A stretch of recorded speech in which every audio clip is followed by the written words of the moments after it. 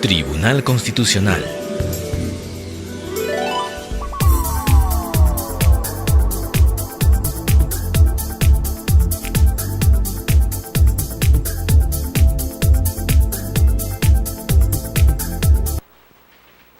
Buenos días, de pie por favor. Audiencia pública de la primera sala del Tribunal Constitucional, Lima, 21 de junio de 2012, presidida por el magistrado señor Óscar Urbiola Jani e integrada por los magistrados señores Juan Vergara Gotelli y Fernando Calle Jayén. Secretaria de sala, doctora Janet Otárola. Muy buenos días. Sírvase tomar asiento. Sí. Damos inicio a la audiencia, señorita relatora, de cuenta de las causas. Señor presidente, señores magistrados, muy buenos días. A continuación daré lectura de las causas en las cuales programadas para el día de hoy y en las cuales se ha solicitado informe oral. Causa número 3, expediente 2048-2012, proceso de amparo, seguido por Juan Alberto Núñez Jiménez contra la ONP. Señor presidente, solicita el uso de la palabra por la parte demandada del abogado César Abanto Revilla. Señor abogado, puede hacer uso de la palabra. Gracias. Señor presidente, señores magistrados, muchas gracias. En el presente caso, el demandante, el señor Juan Núñez Jiménez, está solicitando el reconocimiento de aportaciones para acceder a una pensión jubilatoria en el decreto ley 1990 bajo régimen general. Este es un tema sobre el cual existe un precedente jurisprudencial desde finales del 2008, que es de pleno conocimiento del tribunal, caso Tarazona, por lo cual nos vamos a limitar específicamente a los temas muy puntuales, ¿no? El demandante alega que ha elaborado y aportado durante 20 años, sin embargo en sede administrativa únicamente se han podido acreditar 3. El señor señala que elaboró desde el año 62 hasta el año 1991 en 3 supuestos. En primer lugar, para la Curtiembre El Diamante. En segundo lugar, como chofer profesional independiente, y luego para la Unión de Productores de Leche. Para el primer caso, adjunta un certificado de trabajo, una declaración jurada suscrita por él mismo y una ficha de inscripción en la Caja Nacional del Seguro Social. Para el periodo correspondiente a chofer profesional independiente, una declaración jurada ante el IPS y algunas boletas, 5 en total, del periodo 82-84, pese a que supuestamente habría elaborado en esa situación desde el 67. Finalmente, para lo que es la Unión de Productores de Leche, acompaña un certificado de trabajo y una declaración jurada. El Tribunal Constitucional, en fallos posteriores al precedente que hemos citado, ha establecido una serie de requisitos formales para los documentos en mérito de los cuales se puede acreditar las aportaciones. Y en este caso, vamos a apreciar que los certificados de trabajo, tanto de la Curtiembre del Diamante como de la Unión de Productores de Leche, han sido expedidos 39 años y 15 años después del cese laboral. El tribunal ha señalado que debe existir una coetaneidad entre el cese y la emisión del certificado de efectos de poder validarlo, por lo menos en la sede del amparo. Caso contrario, tendría que ser discutido en una vía con una estación probatoria. En cuanto a la declaración de jurada de los asegurados, ha señalado el tribunal también que se trata de documentos unilaterales, elaborados por el propio asegurado, por lo cual su validez es totalmente relativa, por lo menos, repito, en la vía del amparo. Finalmente, en cuanto a las fichas de la Caja Seguro Social, ha señalado el tribunal que son documentos que únicamente dan cuenta del registro de una persona como asegurado determinado empleador, pero no del tiempo laborado, mucho menos del tiempo aportado.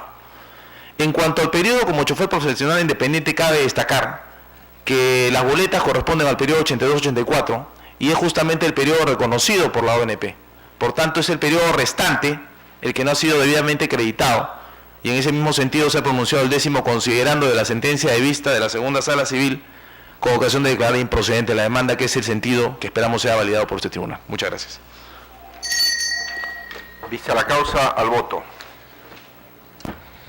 Causa número 7, expediente 2055-2012, proceso de habeas corpus, seguido por Pedro Fermín Magino contra los jueces de la Segunda Sala Penal Permanente de Reos Libres de la Corte Superior de Justicia de Lima Norte y otra. Señor presidente, solicita el uso de la palabra por la parte demandante el abogado Jorge Alex Díaz Pérez.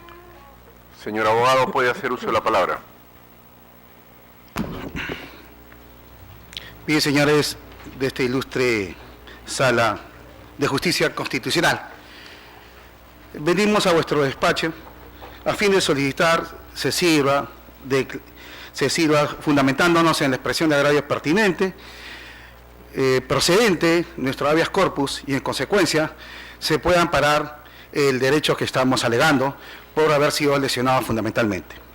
El fundamento en nuestra pretensión constitucional en este sentido es por cuanto en las resoluciones jurisdiccionales impugnadas básicamente se ha aplicado la improcedencia liminar, artículo 5 del Código Procesal Constitucional, lo cual, si nosotros observamos en este sentido los actuados, podemos ver claramente que se trata de un caso en donde sí realmente existe una lesión a un derecho fundamental, está perfectamente viabilizada la pretensión constitucional y en consecuencia la aplicación del artículo 5 del mencionado texto constitucional no es aplicable en el presente caso. Por cuanto existe una pretensión fundada por haberse lesionado derechos fundamentales tutelados en nuestra Constitución política y básicamente reconocida dentro de nuestro sistema normativo, cual es una motivación defectuosa en resoluciones jurisdiccionales, tanto en segunda instancia como en primera instancia.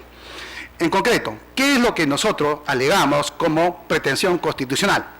Pretendemos que se declare sin efecto una resolución de segunda instancia evacuada o finalmente expedida con fecha 2 de octubre del año 2010 y una resolución expedida en primera instancia de 25 de marzo del año 2010.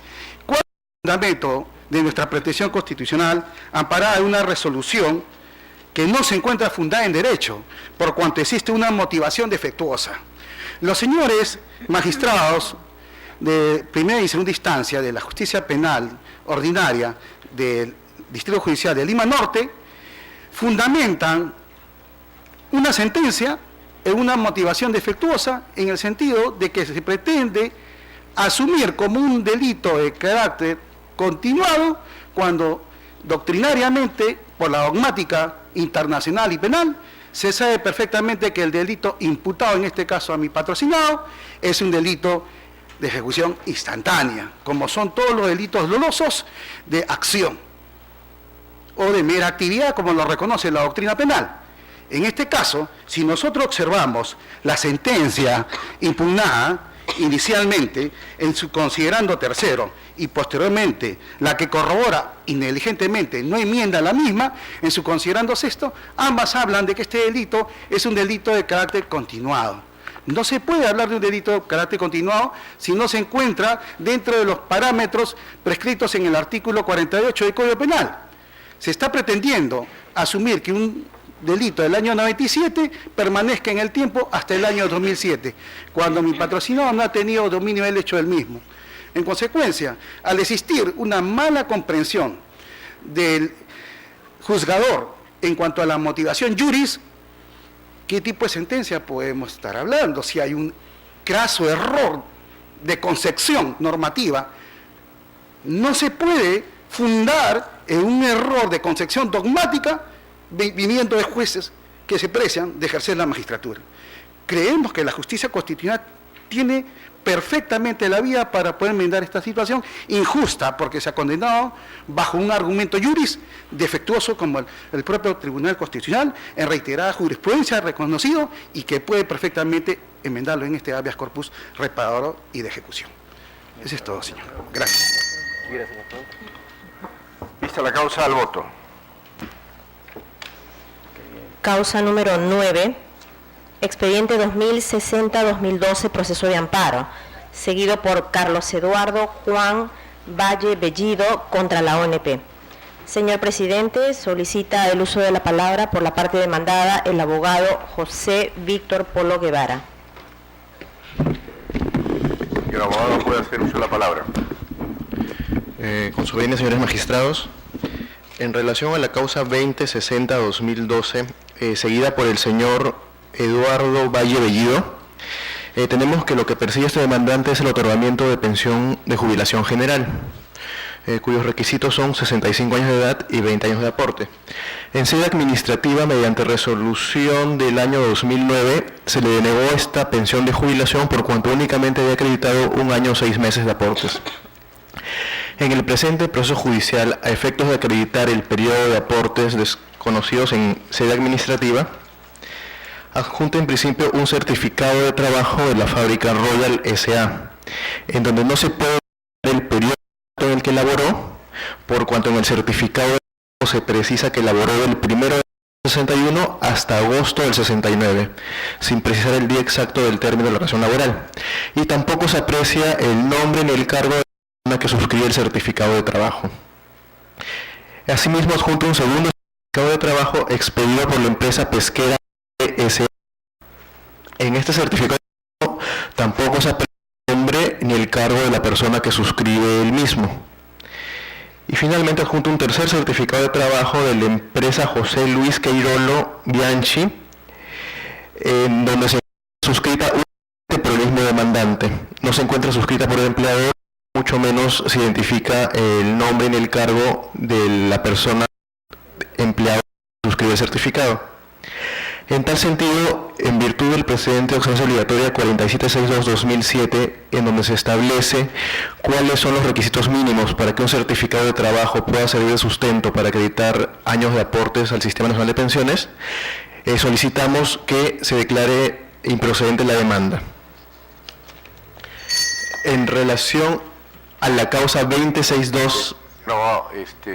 ¿No se ha dado cuenta de esa causa? Sí. Señor Señorita presidente, relatora, por favor. el abogado había solicitado que se acumule con las causas número 11 y con la número 22. Sí, A ver, la número 11 y la número 22, señor presidente. y la número 22. 22. Se acumulan las causas para efectos del informe oral. Continúe, señor abogado. En relación a la causa 63-2012, seguida por el señor Seferino Yupanqui Cueva, tenemos que lo que persigue el demandante es el otorgamiento de vitalicia por enfermedad profesional. El de los anexos de la demanda se aprecia que adjuntaba un certificado médico en donde se le diagnostica la enfermedad de hipoacusia neurosensorial y un certificado de trabajo pedido por la empresa Sauder Perú, en donde se acredita que laboró mecánico en el área de mantenimiento. De los medios probatorios adjuntados y conforme los órganos jurisdiccionales que han precedido a la presente causa, tenemos de que el demandante en principio no la en una unidad de mina extractiva, no realizó la labor de trabajador minero dicha, sino que laboró de mantenimiento cumpliendo la labor de mecánico. En segundo término, el dictamen de la comisión médica le diagnostica la enfermedad de hipoacusia neurosensorial, una enfermedad que, como vuestro colegiado ya precisó, puede ser tanto profesional como no profesional. Asimismo, en precedente de ausencia obligatoria, vuestro colegiado ha precisado que la relación de causalidad de esta enfermedad de hipoacusia neurosensorial no se presume y que tiene que ser debidamente probada a efectos del reconocimiento de esta prestación. En el caso de autos, conforme el colegiado que precede a la causa ha determinado, el certificado médico ha sido expedido 11 años después del cese laboral. En tal sentido, no se encuentra acreditado fehacientemente la relación de causalidad entre las labores desempeñadas por el demandante y la enfermedad profesional que dice padecer. En tal sentido, solicitamos con la venida en grado que declara improcedente la demanda. En relación a la causa 21-02-2002, seguida por el señor Nelson Diestra, tenemos que lo que persigue el demandante es el otorgamiento de pensión de jubilación adelantada. Para acceder a esta prestación, el demandante tiene que acreditar 55 años de edad y 30 años de aportes al Sistema Nacional de Pensiones. En sede administrativa, en el año 2011 se le denegó esta prestación por cuanto no acreditaba los 30 años de aportes. Ahora bien, al presente, a efectos de acreditar estos años de aporte, el demandante adjunta un certificado de trabajo de su empleador Unidas Moreno, en donde no se aprecia el nombre ni el cargo de la persona que suscribe dicho certificado. Asimismo, dos certificados de trabajo de inversiones LMSAT y de industria LMSEA, en donde se aprecia que un periodo del 1 de 96 al 3 de 92, en donde supuestamente laboró ambas empresas, lo que fue precisado en la demanda interpuesta. Asimismo, obran copias de un tercer empleador, servicios contables, que también se superpone a los dos periodos laborados de las empresas precitadas, lo sumado que es las planillas en copias simples no generan convicción al órgano jurisdiccional respecto a los aportes que depende del demandante le sean reconocidos. En virtud del precedente de ausencia obligatoria 47-62-2007, solicitamos al colegiado la sentencia venida en grado improcedente de la demanda. Vistas las causas, al voto. Causa número 10, expediente 2061-2012, proceso de amparo, seguido por José Hilario Durán Mendoza contra la ONP. Señor presidente, solicita el uso de la palabra por la parte demandante el abogado Martín Guillermo Olivares Lazo y solicita informe sobre hechos el demandante José Hilario Durán Mendoza.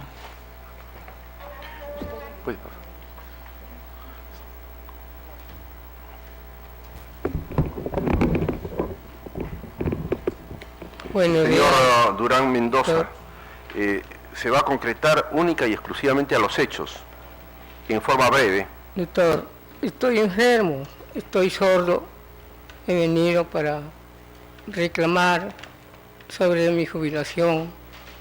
He trabajado en unas chacras, que es regadora y viruque. Ahí tengo todo, la edad de 10 años que entré a trabajar, hasta ahorita tengo 70 años. Mis amigos se han jubilado. A mí no me llega nada de mi jubilación, pero tengo mi récord de trabajo. Por eso es que he venido acá, a donde ustedes, para ver cómo puedo ser. Señor Durán, ¿usted ha trabajado para un solo empleador? Repito la pregunta, si me escucha. ¿Usted ha trabajado para un solo empleador? Para chacras, pues. Sí, pero ¿para un solo empleador? Sí, ahí del patrón se hizo cooperativo porque le dieron las tierras a los campesinos. Yo también seguí trabajando ahí. ¿Para la cooperativa? Sí. Para la cooperativa. Sí, a la cooperativa. Bueno. Ahí miren dos. Correcto, últimos. Ya. Esos son los hechos. Vamos a escuchar a su abogado sobre las cuestiones de derecho, ¿correcto?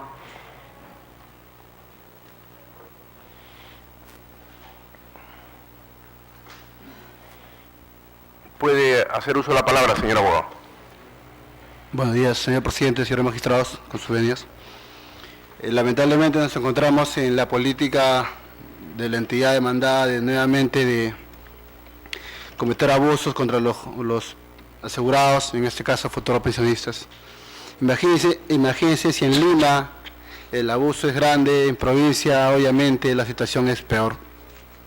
El señor acaba de llegar de Piura para tratar de reclamar ese derecho. Quiero ser concreto en base a que ya existe una sentencia vinculante que establece requisitos y reglamentos para los años de aportación.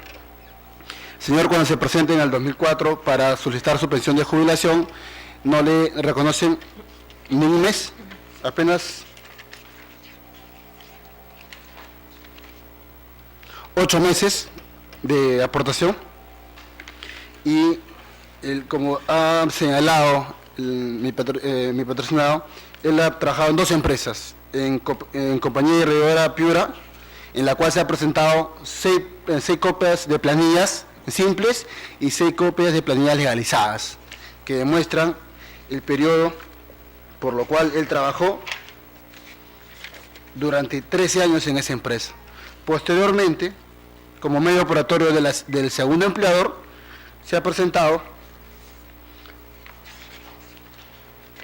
el certificado de trabajo emitido por la cooperativa trabajadora Viduque, firmada en este caso por su director, el señor Guillermo Lopuche Cruz, así también 8 planillas legalizadas.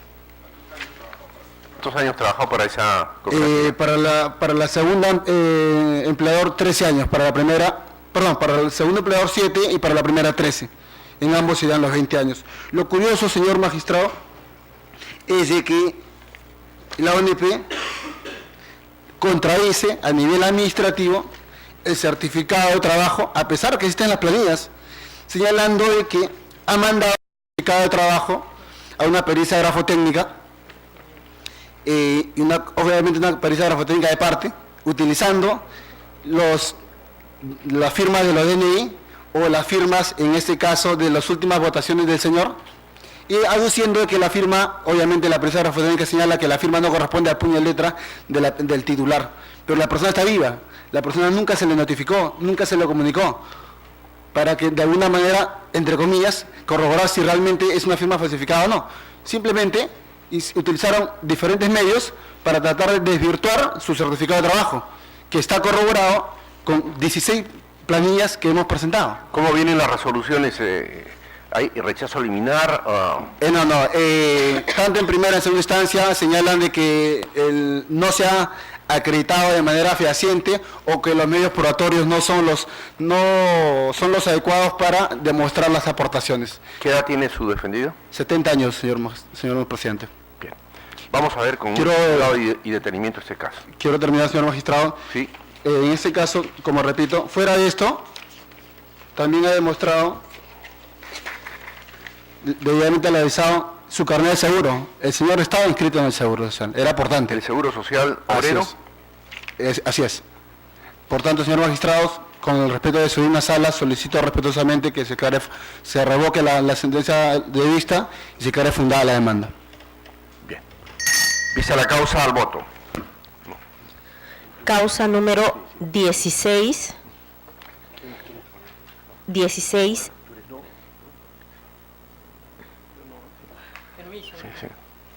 Sí. Causa número 16.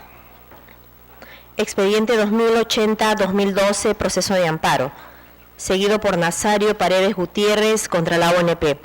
Señor presidente, solicito el uso de la palabra por la parte demandada, la abogada Claudia Gabriela Monzón Díaz. Señorita abogada, puede hacer uso de la palabra. Buenos días, señor presidente. Buenos días, señores magistrados. En el proceso de amparo interpuesto por el señor Nazario Paredes Gutiérrez, se ha solicitado que se declare la nulidad de la resolución expedida por la ONP en el año 2005, mediante la cual se le denegó pensión de jubilación ordinaria por haber acreditado únicamente 13 años de aportes. Cabe señalar que para el otorgamiento de la pensión de jubilación ordinaria se deben acreditar la edad de 65 años y haber efectuado 20 años de aportes. A efectos de acreditar su pretensión, el demandante ha presentado certificado de trabajo en copia simple y ningún otro documento adicional. Sin embargo, el análisis de las piezas del expediente administrativo se verificó además un reporte de verificación en el cual está acompañado también del cargo de recepción de las planillas de la empresa para la cual habría elaborado el demandante, que es la empresa comercial norperuana, en la que, según él, señala que había trabajado del año 1983 a 1992. Sin embargo, de la verificación que se efectuó en esos libros de planillas, se señaló que no se encontró registrado en estos documentos al demandante, el señor Paredes Gutiérrez. Por tales razones, al haberse verificado que los documentos presentados no cumplen con las disposiciones que están establecidas en el precedente vinculante 4762 del año 2007, que todos conocemos, que regula las disposiciones para acreditar aportaciones, se declaró improcedente la demanda mediante la sentencia expedida por el tercer juzgado constitucional, la cual fue confirmada por el fallo expedido por la primera sala civil. Por tales razones solicito al tribunal que desestimen el recurso de agravio constitucional y declaren improcedente la demanda. Vista la causa, al voto. Causa número 27, expediente 2108-2012, proceso de amparo, seguido por Rafael Alberto Trujillo Gutiérrez contra Refinería La Pampilla y otros. Señor presidente, solicita el uso de la palabra por la parte demandante, la abogada Nora Amelia Carrión Castillo, y por la parte demandada, el abogado Adolfo Javier Pinillos Córdoba. Señora abogada, puede hacer uso de la palabra. Señor presidente, con el debido respeto, señores magistrados, vengo a esta digna sala del Tribunal Constitucional en el expediente 02108-2011 a solicitar que se declare fundado el agravio constitucional interpuesto por mi patrocinado Rafael Alberto Trujillo Gutiérrez y como consecuencia de ello fundada la demanda, por cuanto La primera Sala Civil del Callao ha emitido una resolución de vista contraviniendo el precedente vinculante de obligatorio cumplimiento del Tribunal Constitucional, que es la sentencia 0206-2005, en cuyo fundamento 8 precisa los lineamientos puntuales que se deben de seguir para los despidos incausados laborales.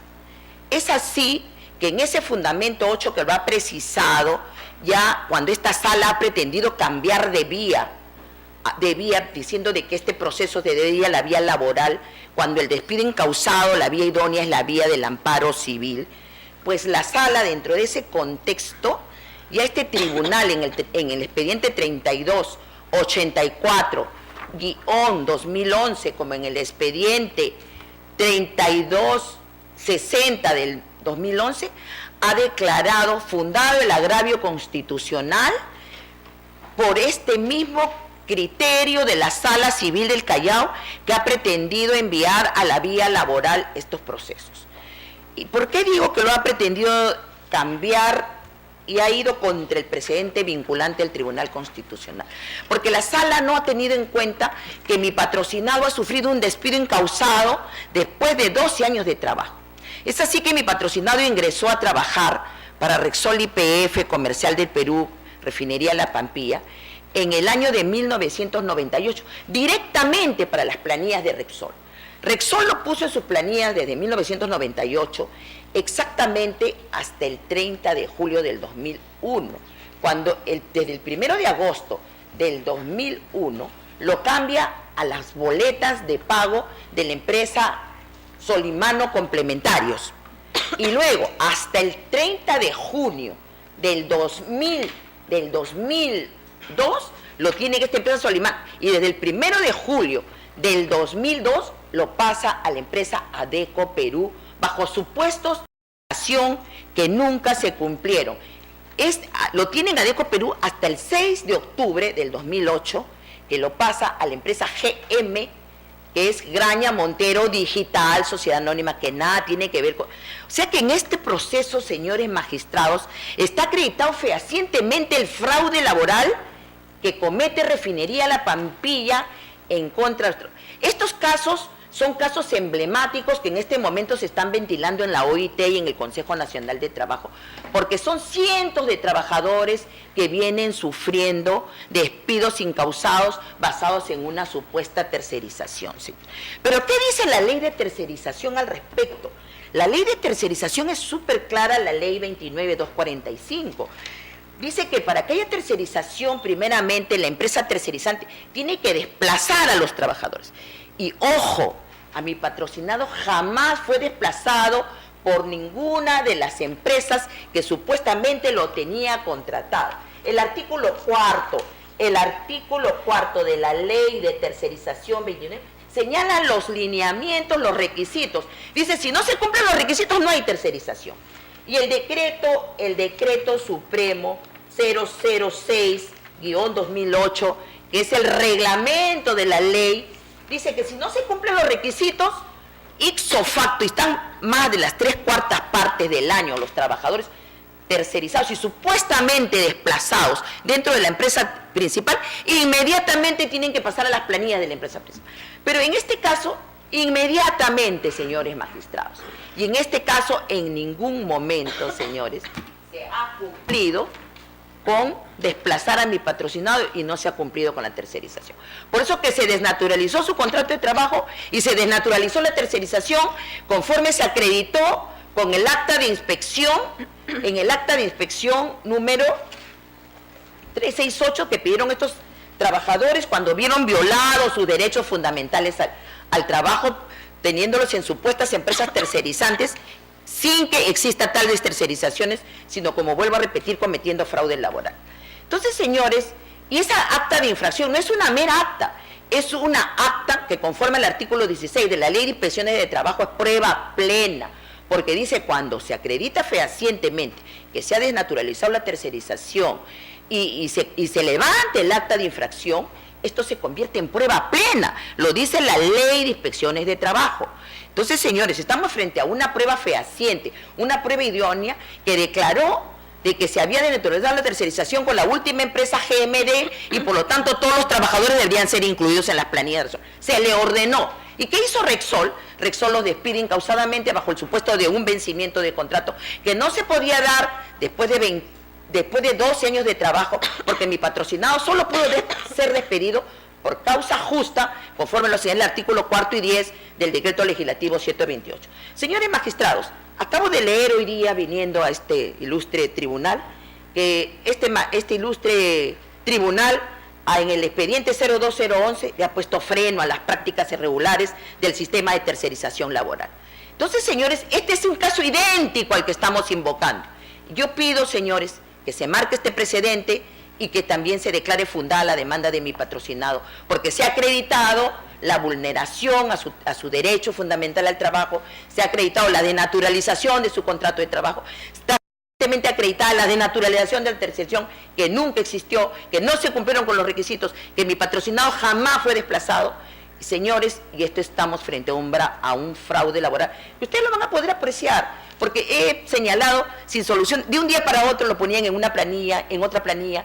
Mi patrocinado jamás dejó de trabajar en el mismo lugar, en la misma planta, con los mismos jefes, subordinado bajo los mandos de Repsol YPF, Refinería La Pampilla. Entonces, señores, esta es una burla a la ley, y es una burla a los trabajadores, y es una violación que pido que este tribunal enmiende y que declare fundada la demanda de amparo de mi patrocinado Rafael Alberto Trujillo Gutiérrez. Bien, gracias. Señor abogado, puede hacer uso de la palabra. Muchísimas gracias, señor presidente. Muchísimas gracias. Muy buenos días, magistrados constitucionales. Vengo en representación de mi patrocinada Refinería La Pampilla a solicitar se sirva desestimar el recurso de agravio constitucional interpuesto por el señor Rafael Alberto Trujillo Gutiérrez. En principio, señores magistrados, algunas cosas que precisar.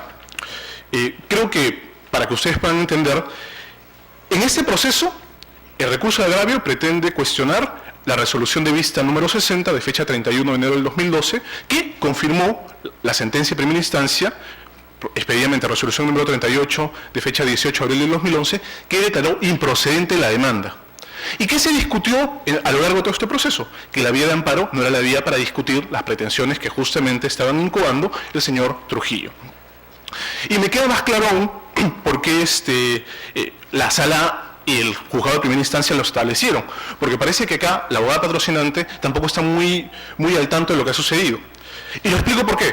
Primero, está confundiendo al empleador. No se trata de Repsol, a quien está diciendo que había una solución de continuidad con su trabajador y hace mención respecto de un acta que en realidad tendría que ver con Repsol, pero no con Refinería de La Pampilla. Y ese es uno de los motivos por los cuales la sala y el juzgado señalan específicamente que no se ha evidenciado y que en todo caso no sería la vía del amparo la vía idónea para discutir si ha habido este supuesto daño incausado y daño fraudulento.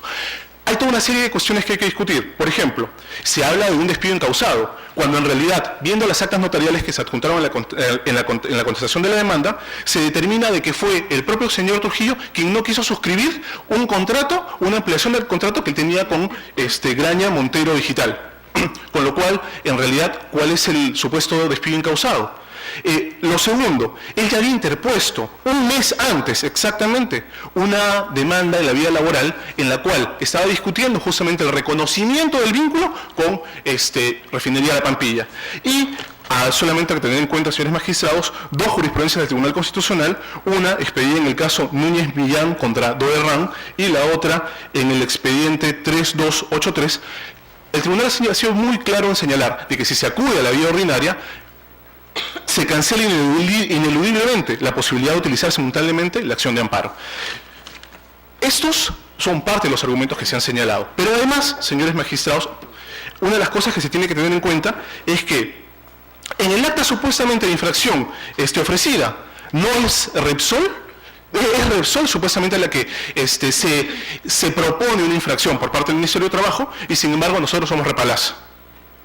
Segundo, hay un informe de actuaciones inspectivas de fecha 13 de julio del 2009, en el cual se concluye que no se han detectado por parte infracciones normativas sociolaborales dentro de la intermediación de Repalaza con Graña Montero Digital, que es justamente la empresa a la cual pertenece el señor Rafael Trujillo. Entonces, acá no se ha determinado ni se le ha negado ningún tipo de derecho. Lo que se ha determinado es que esta no es la vía idónea para poder discutir el proceso de amparo. Y el señor Rafael Alberto Trujillo Gutiérrez ya había acudido a la vía del proceso de amparo laboral con un mes de anticipación a la interposición de su demanda de amparo, es que tanto el juzgado como la sala consideran que la vía idónea en la que tiene que discutirse supuestamente este fraude, que no lo es, debe ser esa vía y no la vía del proceso de amparo. Y es por estas consideraciones, señores magistrados, que consideramos que debe declararse la improcedencia debe confirmar la improcedencia de la demanda. Señor abogado, el magistrado Fernando Calle le va a formular una pregunta. Gracias, presidente.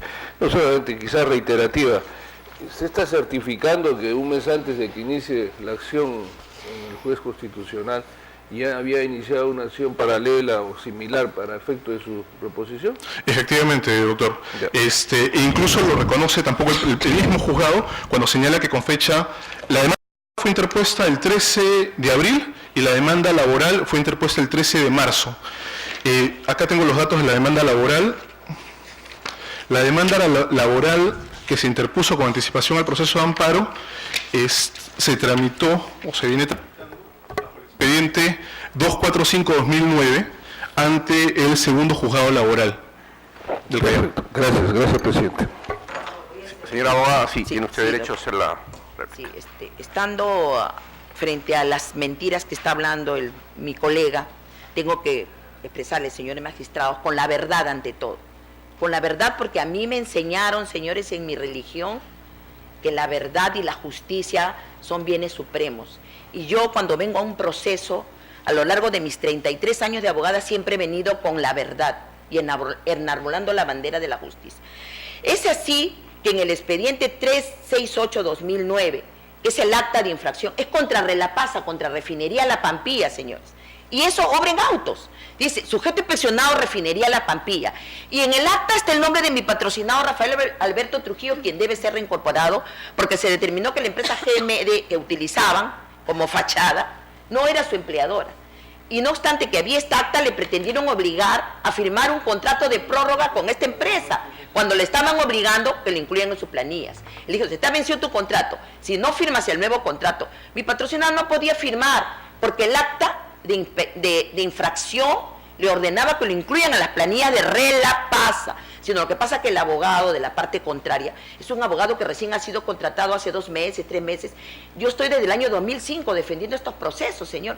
Yo soy la abogada que ha hecho las inspecciones de trabajo, tanto en la planta de envasado de Rexol YPF, en la planta de almacenamiento de Rexol YPF, en la planta de refinería La Pampilla de Rexol YPF, y son 3 actas que existen.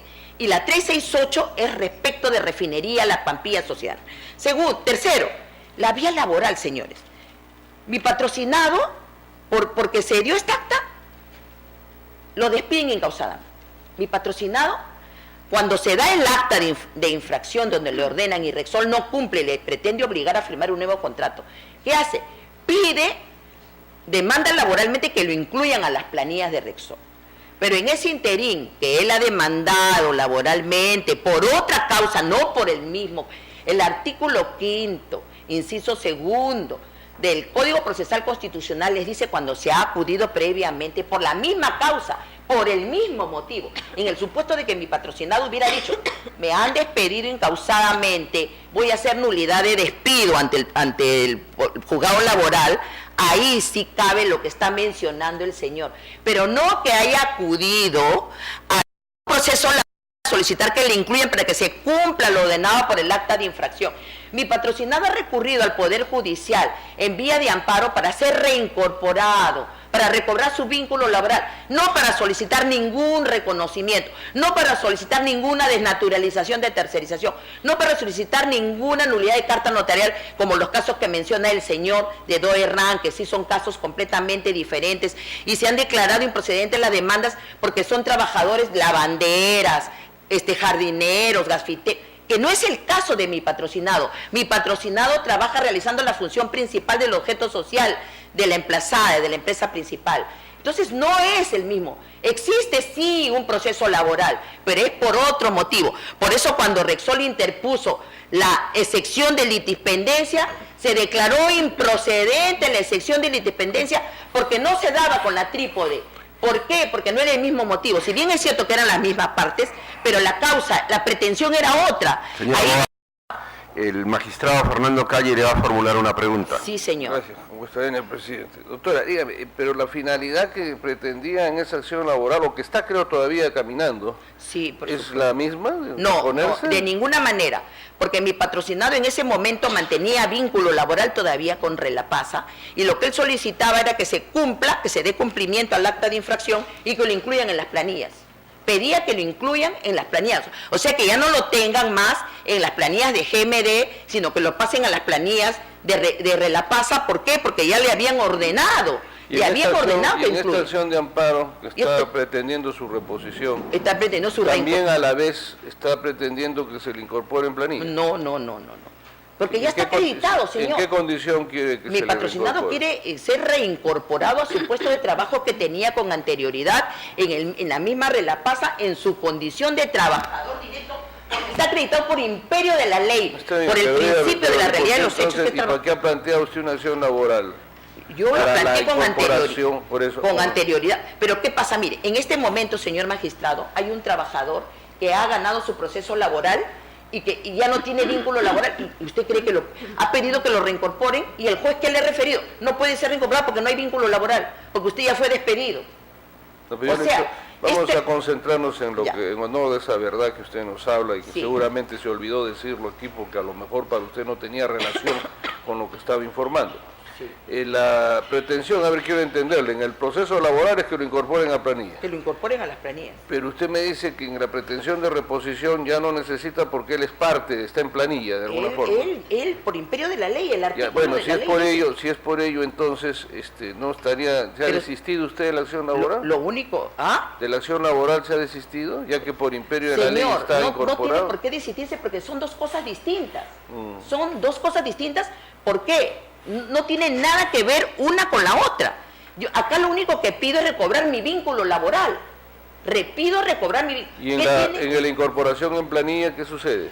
Que es un mandato de la ley. Era un mandato, o sea que ya estaba acreditado. Estando con planilla ya está con su vínculo laboral establecido. No, señor, pero si lo han despedido, ¿qué vínculo laboral va a tener? ¿Qué es lo que pretende? Por eso le digo, por eso le digo, que el otro proceso muere por inanición, porque si a mi patrocinado no es reincorporado, ¿a quién van a incluirlo en planilla si ya no trabaja para Refinería La Pampilla?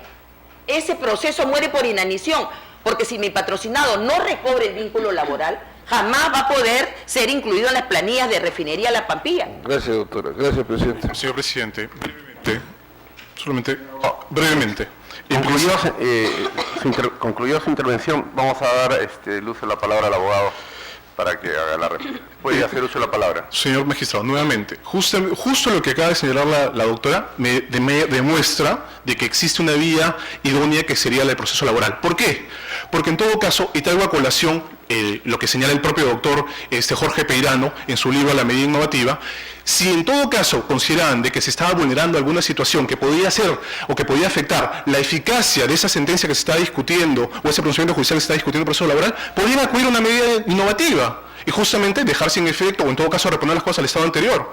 Con lo cual era evidente que el amparo, vía residual, no era necesariamente la vía a la que se debía acudir, porque si existiendo una vía laboral se podía pedir una medida cautelar innovativa, tranquilamente ahí se hubieran tenido en todo caso suspender los efectos o mantener la situación que se quería tutelar. Tema número 1, eso demuestra el tema de que el amparo en este caso no es la vía idónea. Segundo, en ese proceso de amparo, lo que está pretendiendo justamente la abogada patrocinante es, a través de todo, discutir realmente que existe un fraude y que en todo caso habría un vínculo laboral con Repalasa. Y esto justamente es lo que en todo momento ha dicho la sala, que no se puede terminar porque en todo caso se requeriría una vía idónea, vía probatoria. Finalmente, en este caso no se está discutiendo, dice que se habla de la reposición, pero la reposición no la está discutiendo con quien era su empleador, con quien tuvo la discusión de no renovar el contrato. Lo tuvo con quien está demandando, a Repalasa. Y justamente lo que pretende es decir que hay un fraude en la tercerización y a partir de ahí es justamente la discusión que se está dando en la vía del proceso ordinario laboral. Y Y eso solamente, señores magistrados, es lo que quería incluir, a efecto que se pueda tener en cuenta. Vista la causa, al voto. Causa número 35. Expediente 2127-2012, proceso de amparo, seguido por Luis Domingo Herrera Huaripaita contra Repsol YPF Comercial del Perú, S.A. Señor presidente, solicito el uso de la palabra por la parte demandante, la abogada Nora Amelia Carrión Castillo, y por la parte demandada, el abogado Adolfo Pinillos Córdoba. Señora abogada, puede hacer uso de la palabra. Señor magistrado, acá igualmente viene en agravio constitucional, el cual también pido... ¿El caso es similar? No. ¿Tiene algunas variantes? Tiene, sí, señor. Este caso es en la otra planta de refinería de Repsol, en la planta de almacenamiento de GLP. Es otra situación. Porque hay 3 plantas. En el Callao hay la planta refinería La Pampilla, planta de almacenamiento y planta de envasado Solgas. Puede proseguir. Ya. En el expediente 2127 del 2012, que gira ante esta digna sala, solicito que igualmente se declare fundado el agravio constitucional y como consecuencia fundada la demanda. ¿Por qué, señores? Porque mi patrocinado, la segunda sala civil del Callao, revocó la sentencia fundada que había dictado el tercer juzgado civil del Callao bajo el supuesto de una incompetencia territorial, de una supuesta, pero desconociendo, señores magistrados, que en este momento, desconociendo todas las pruebas que nosotros habíamos presentado, yo acabo de presentar a este digno tribunal con fecha 19 de septiembre el escrito donde adjunto la ley 17392, ley de creación del distrito de Ventanilla, en cuyo fundamento cuarto dice: se crea el distrito de Ventanilla para que integre la provincia constitucional del Callao, incorporándose a la jurisdicción política y judicial del Callao. Señores, Ventanilla está incorporado a la jurisdicción judicial del Callao. Si bien es cierto, como ha venido alegando Repsol, de que el DNI de mi patrocinado estaba en Lima, y también de que la planta queda en Ventanilla y que yo debía acudir a Ventanilla y que existe un módulo básico de justicia en Ventanilla. También es cierto, señores, que Ventanilla, el distrito de Ventanilla está integrado judicialmente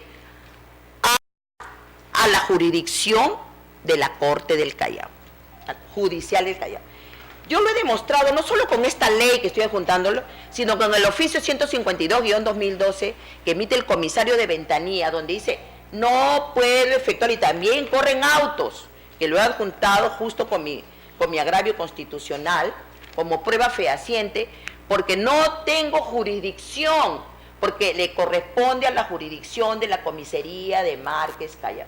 O sea, las constataciones de despido incausado, que es el lugar donde se afectó el derecho, señores, no es de competencia de la comisaría de Ventanilla. Y el primer requisito para interponer un proceso de amparo es que se constate el lugar donde se afectó el derecho por la comisaría del sector de la violación fundamental a que le impidan ingresar a trabajar a mi patrocinado.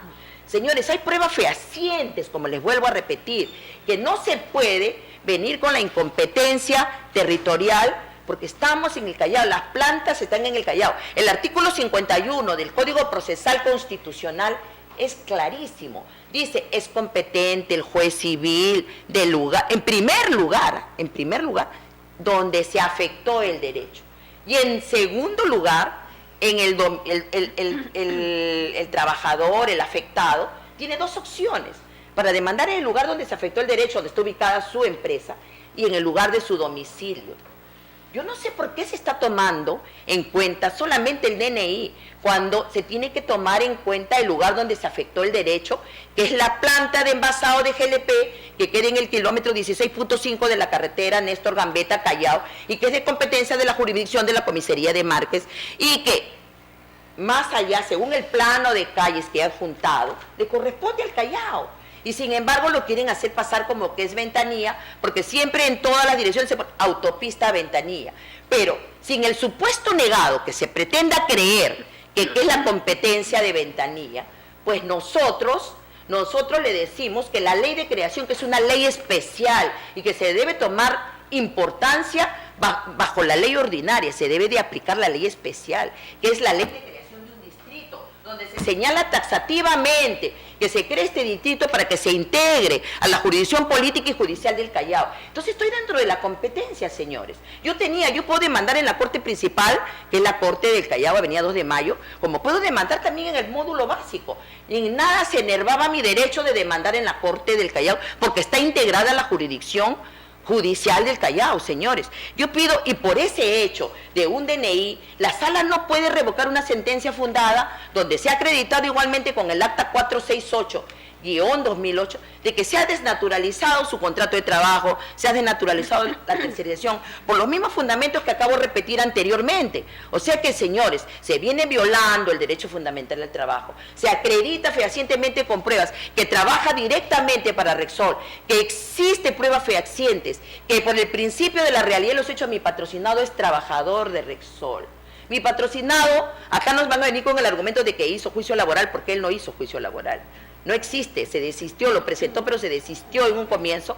Mi patrocinado se le desnaturalizó su contrato de trabajo. Y trabajó por más de 6 años en la planta de almacenamiento de GLP, y después se pretende decir que es trabajador de Cervosa Gas, y le dice, como Cervosa Gas ya no te renueva el contrato, se te venció tu contrato y te vas a la calle. Señores, estamos frente a la violación flagrante y pido que también se aplique lo que ha resuelto este digno tribunal en el expediente 2111-2010, donde se le ha puesto freno a estas tercerizaciones laborales que se usan para cometer fraude laboral en agravio de todos los trabajadores peruanos, señores.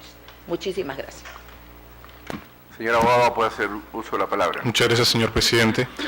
Bueno, en este caso, lo que viene en discusión, lo que viene en recurso de agravio, es la resolución emitida por mediante resolución número 36, la sentencia de vista, de fecha 19 de octubre del 2011, que declaró nula la sentencia de primera instancia y improcedente la demanda, en virtud de que se había incumplido con el artículo 51 del Código Procesal Constitucional. Esto es lo que se determina el tema de la competencia. En este caso, señores magistrados, se han dado varias cosas. Una, que el domicilio principal del demandado es de Jesús María. En segundo lugar, que el lugar de afectación es Ventanilla, no es el Callao. E incluso, si ustedes pueden corroborarlo en la demanda, la propia constancia policial, por más que la haya emitido la comisaría Márquez, señala específicamente ubicación del hecho, carretera Ventanilla, kilómetro 24.2, Néstor Gambetta, Ventanilla, Callao. No están poniendo Ventanilla como urbanización, sino como distrito y Callao como provincia. A lo largo de todos estos diferentes procesos, la abogada patrocinante ha venido cambiando y mutando su argumentación. Primero ha venido diciendo de que Ventanilla sí pertenece al Callao, o que en todo caso ha sido la comisaría del Callao, que la competencia judicial tenía que determinarse en virtud de la competencia de la comisaría con la cual se hizo la inspección. Cosas que no son así. Y pretende justamente subsanar un error que no cometió en muchas de sus demandas al momento de acudir a una jurisdicción que no le corresponde. Otro tema, que justamente es el nuevo que viene a alegar. Dice que la ley de creación también integra a Ventanilla al Callao. Claro que la integra. La integra para determinar que Ventanilla no va a estar sujeta al Distrito Judicial de Canta. Le está diciendo que va a pertenecer al área de la Corte Superior de Justicia del Callao. Pero no está diciendo con ello que porque el hecho ocurre en Ventanilla, yo tengo que demandar justamente dentro de lo que es el cercado Callao. Ese es el tema que está en discusión y que ahora pretende justamente alegar la abogada patrocinante. Al respecto, solamente me queda señalar que hay más de 14 pronunciamientos del Tribunal Constitucional. Los últimos 3 emitidos por la primera sala son el 54 del 2011, el 5065 del 2011 y el 4818 del 2011. En todos estos casos se ha determinado, primero, que el DNI del demandante determinaba que él domiciliaba en otro lado, y que el lugar de afectación ha sido justamente en la planta de Ventanilla, no en el lado. Y además, señores magistrados, se ha determinado que muchos de los medios probatorios que ha adjuntado para tratar de demostrar que hay un cambio de jurisdicción, ya sean las declaraciones juradas, o los cambios de DNI, no corresponden a aplicarlos ahora porque la competencia se determina al momento que se interpone la demanda. En este caso, señores magistrados, es por más evidente que hay un tema de incompetencia que, conforme a lo ya señalado por el tribunal, debe simplemente desestimarse el recurso de agravio constitucional en este caso. ¿Tiene usted algo que agregar, señora abogada? estamos frente a una ley especial, como vuelvo a repetir, y quiero que se tome en cuenta, porque todos los casos referidos anteriormente, el abogado refiere de que todo ser humano cambia, la mente del ser humano cambia de acuerdo a los nuevos conocimientos que uno va aprendiendo. Y si los conocimientos son buenos, uno los asume como propios. Yo soy una persona que leo todos los días y que todos los días mi mente evoluciona y cambia. Dentro de ese contexto, frente a las resoluciones que acaba de referir mi colega, tengo que decir de que se ha tomado en cuenta, como vuelvo a repetir, solo el DNI, señores, y se ha desconocido. Los magistrados no pueden desconocer la ley. No pueden decir, yo no sabía que existía la ley 17392, que es una ley especial que incorpora el distrito, a la jurisdicción judicial del Callao. Señores, es un principio, y lo ha reconocido mi abogado, mi contrario, mi parte contraria lo ha reconocido, que estamos sometidas a la jurisdicción y yo tengo competencia en el Callao desde que inicié mi demanda, señores. Y no se puede solamente hacer uso del DNI, porque hay un pleno jurisdiccional del Callao del 2011, donde se acreditó que para la competencia territorial no basta el DNI, sino simplemente todos los documentos idóneos, como es una declaración jurada, porque eso lo dice la Constitución. La Constitución se respeta, señores. El artículo 2 dice, yo puedo señalar, yo puedo vivir hoy día en este domicilio y mañana puedo mudarme. Y si no he podido cambiar mi DNI, tengo que hacer una declaración jurada, decir, hoy día vivo en este domicilio, señores.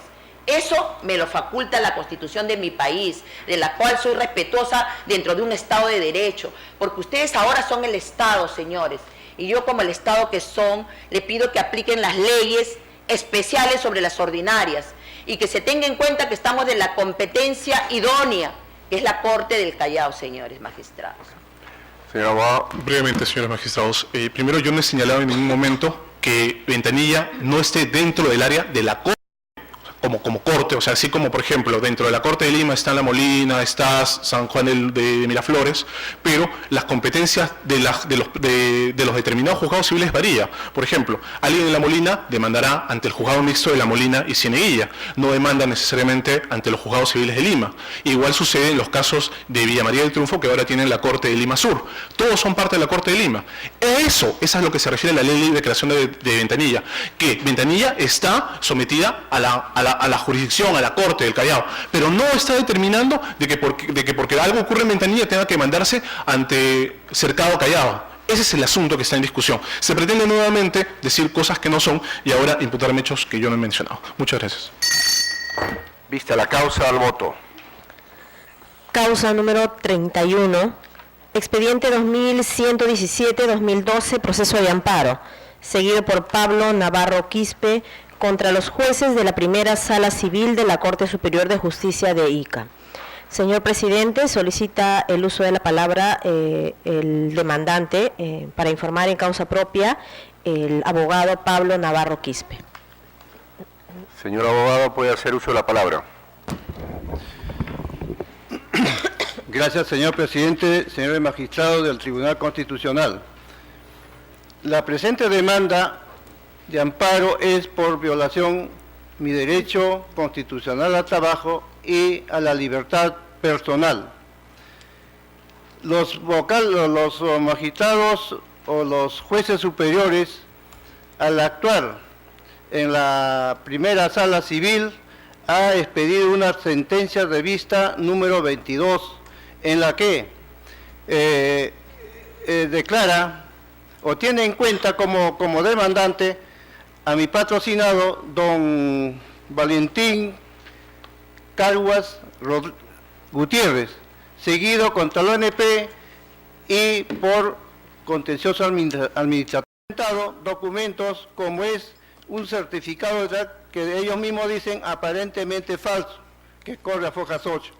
Sobre esto, señor presidente, solicité una información a la reina de Nazca a fin de que determine si efectivamente ese documento que me entregó mi patrocinado para presentar su demanda era falso. Resulta que en foja 10 el documento es idóneo y el señor ha fallecido el año 98 y ha sido ya cancelado. Entonces, siendo así, los magistrados no han tenido en cuenta la labor del abogado es presentar los documentos, lo que ellos nos presentan para iniciar un proceso. Analizando esto, los magistrados han violado el derecho al trabajo, al libre ejercicio del abogado, y siendo esto que mi parte en ningún momento ha cometido un acto jurídico contrario a la ley, ni mucho menos actuó de mala fe.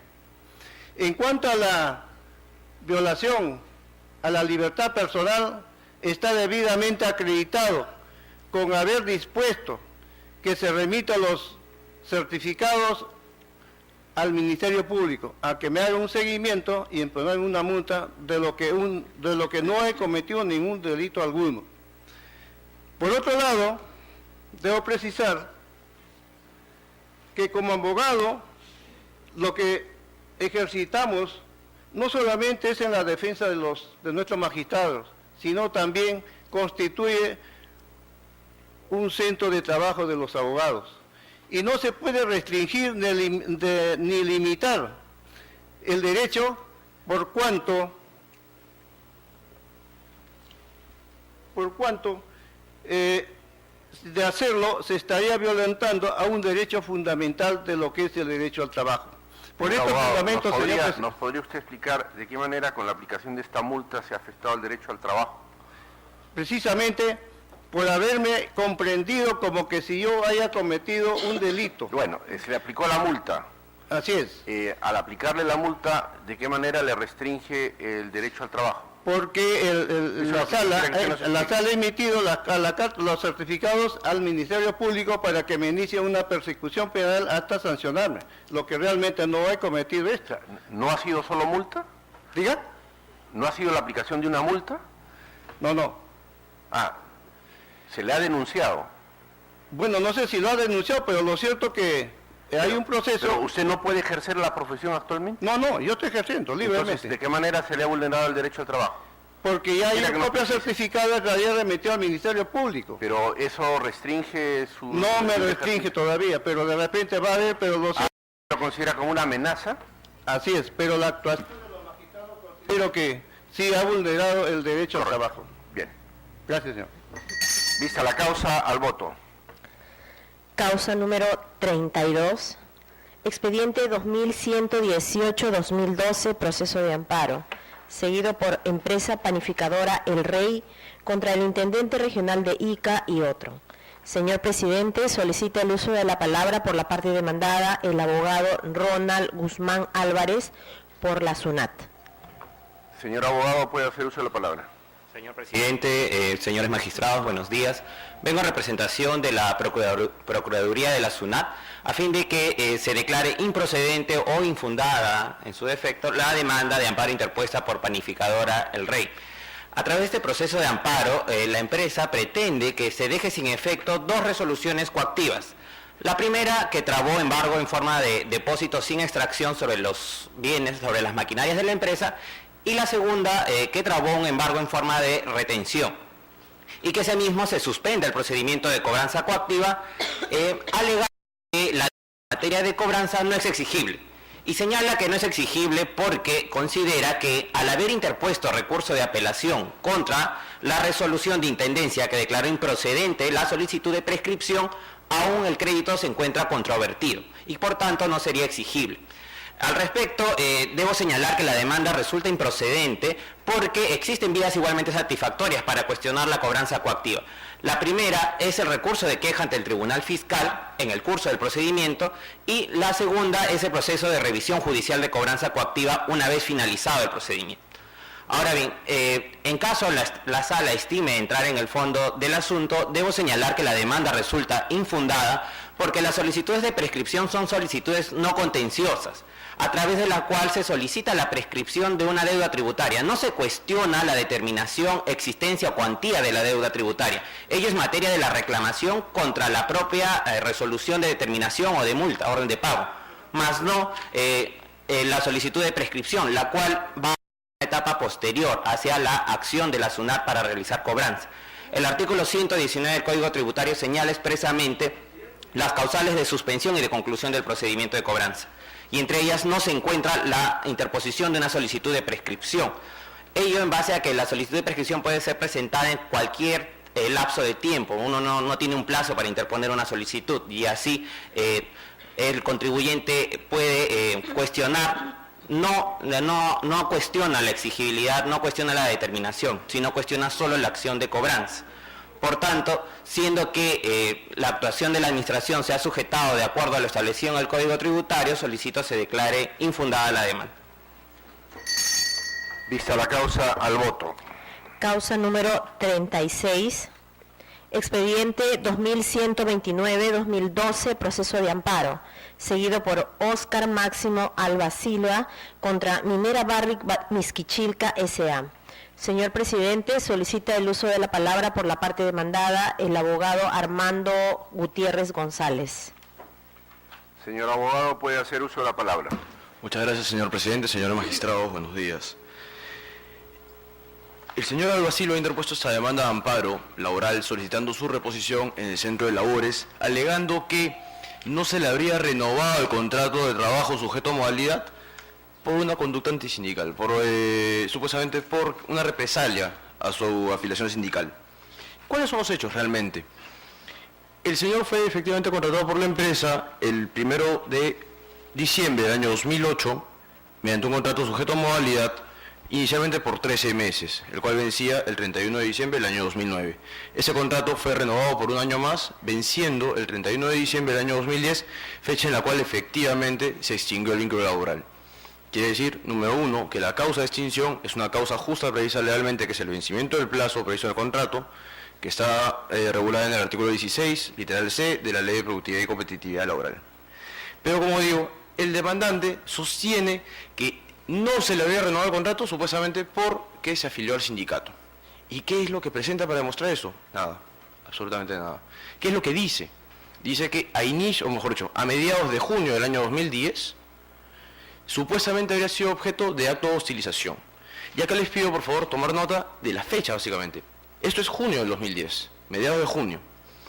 Y el señor recién se afilia en septiembre del año 2010. Y el vencimiento del plazo es en diciembre. Él dice que en junio comenzó a ser objeto de acto de hostilización, se afilió en septiembre y que luego fue objeto de mayores actos de hostilización. ¿Y cuál fue el supuesto acto de hostilización de junio? Una calificación negativa. Al demandante se le sometió una calificación a una evaluación de desempeño que se ha demostrado en autos y salió con una calificación defectuosa. Evidentemente, calificar a un trabajador no es pues un acto de hostilización. Es el ejercicio de la facultad de dirección del trabajador, del empleador. ¿Qué es realmente lo que ha pasado? Que el demandante, a ver, que estaba mal calificado, lo que ha hecho es afiliarse al sindicato para ver si así, por lo menos, puede evitar que no se extinga el vínculo laboral por vencimiento del plazo. ¿Cuáles son los supuestos actos que después se dieron? Ninguno. El único acto que señala es esa supuesta mala calificación. Y es más, al final se le vuelve a calificar al demandante y también tiene una calificación defectuosa. En ese sentido, señores magistrados, evidentemente acá no estamos ante ninguna actitud antisindical, ante ningún acto antisindical, ni tampoco una no renovación porque se haya afiliado. Acá lo que estamos es ante a una estrategia malintencionada de la parte demandante de afiliarse con la única intención de sostener esto como argumento para decir, no me renovaron el contrato por esa situación. ¿Cómo vienen las resoluciones anteriores, señor abogado? La primera viene infundada, pronunciándose sobre el fondo, justamente reconociendo que acá hay un vencimiento del plazo del contrato, un contrato totalmente válido, y que claramente no estamos ante un despido o ante un cese como consecuencia de su afiliación sindical, porque no cuadran fechas, y la de sala lo que hace es revocar la resolución y declara improcedente la demanda por no ser la vía idónea. Correcto. En ese sentido, señores magistrados, por lo expuesto, solicito que se confirme la resolución de segunda instancia que declara improcedente la demanda. Vista la causa, al voto. Señor presidente, doy cuenta a usted que en las demás causas programadas para el día de hoy no hay informes orales por no haberlos solicitado o por lo que no se han apersonado. Todas las causas, al voto. Se levanta la audiencia.